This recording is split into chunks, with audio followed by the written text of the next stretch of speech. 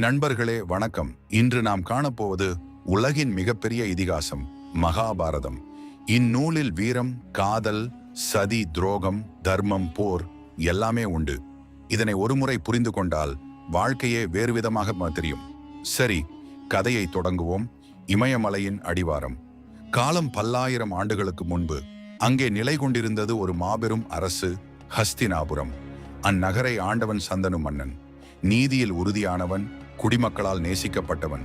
சந்தனுவிற்கு கங்காதேவி மீது காதல் மலர்ந்தது. அவர்கள் திருமணம் புரிந்தனர். அவர்களுக்கு ஒரு மகன் பிறந்தான். அவன் பெயர் தேவவிரதன்.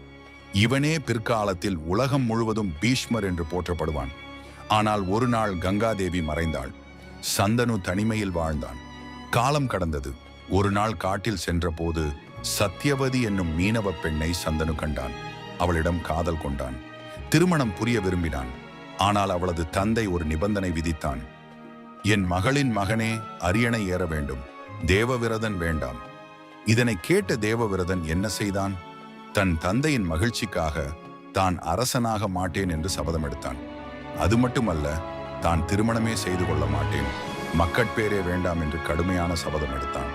அந்த சபதத்தின் பெருமையால் அவனுக்கு பீஷ்மர் என்று பெயர் வந்தது. பீஷ்மம் என்றால் கடுமையான சபதம். சந்தனு சத்யவதியை மணந்தான். அவர்களுக்கு 2 புதல்வர்கள் பிறந்தனர், சித்திராங்கதன் மற்றும் விசித்திர வீரியன். சித்திராங்கதன் இளமையிலேயே போரில் வீரமரணம் அடைந்தான். விசித்திர வீரியன் அரசனானான். அவனுக்கு 2 மனைவியர், அம்பிகை மற்றும் அம்பாலிகை. ஆனால் அவனும் நோயால் மறைந்தான். வாரிசின்றி இப்போது ஹஸ்தினாபுர வம்சமே அழியும் தருணம் வந்தது. அப்போது சத்யவதி ஒரு இரகசியம் வெளியிட்டாள். திருமணத்திற்கு முன்பே அவளுக்கு ஒரு மகன் இருந்தான், வேதவியாசர். அவர் ஒரு மகான் முனிவர். வியாசர் மூலம் அம்பிகைக்கு திருதராஷ்டிரன் பிறந்தான். ஆனால் அவன் பிறவி குருடன்.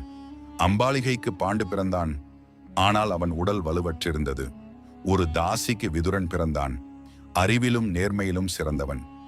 குருடனான திருதராஷ்டிரன் அரசாள இயலாததால் பாண்டு ஹஸ்தினாபுரத்தின் அரசனானான். பாண்டுவிற்கு 2 மனைவியர், குந்தி மற்றும் மாத்ரி. ஒரு நாள் காட்டில் வேட்டையாடும் போது பாண்டு தவறுதலாக ஒரு முனிவரை அம்பால் தாக்கினான். அம்முனிவர் சாபமிட்டார். நீ உன் மனைவியை தொட்டால் உடனே மரணம் உனக்கு வரும். இச்சாபத்தால் பாண்டு காட்டிலேயே தங்கினான். அரசை திருதராஷ்டிரன் பார்த்து கொண்டான். காட்டில் வாழ்ந்த குந்திக்கு ஒரு வரம் இருந்தது. எந்த தெய்வத்தையும் அழைத்தால் அவர்கள் வழியாக மக்கட்பேறு பெறலாம் என்று. குந்தி யம தர்மனை அழைத்தாள். யுதிஷ்டிரன் பிறந்தான், தர்மத்தின் புதல்வன். வாயுவை அழைத்தாள், பீமன் பிறந்தான், வலிமையின் புதல்வன். இந்திரனை அழைத்தாள், அர்ஜுனன் பிறந்தான், வீரத்தின் புதல்வன். பாண்டு வேண்டிக் கொண்டதால் குந்தி அந்த வரத்தை மாத்ரிக்கும் அளித்தாள். மாத்ரி அசுவினி தேவர்களை அழைத்தாள்.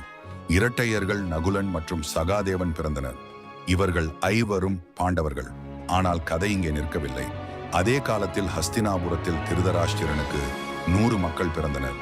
இவர்களே கௌரவர்கள். அவர்களில் மூத்தவன் துரியோதனன்.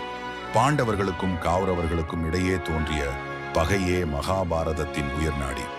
பாண்டு காட்டிலேயே இயற்கை எய்தினான். மாத்ரியும் அவனோடு உயிர் நீத்தாள். குந்தி தன் 5 புதல்வர்களையும் அழைத்து கொண்டு ஹஸ்தினாபுரம் திரும்பினாள். இப்போதுதான் பாண்டவர்களின் வாழ்க்கை போராட்டம் தொடங்குகிறது. நண்பர்களே, இதுவே மகாபாரதத்தின் தொடக்கம். அடுத்த காட்சியில் பாண்டவர்களும் கௌரவர்களும் எவ்வாறு வளர்ந்தனர், குருவான துரோணர் அவர்களுக்கு என்ன கற்பித்தார் மற்றும் அரக்கு மாளிகை சதி பற்றி காண்போம்.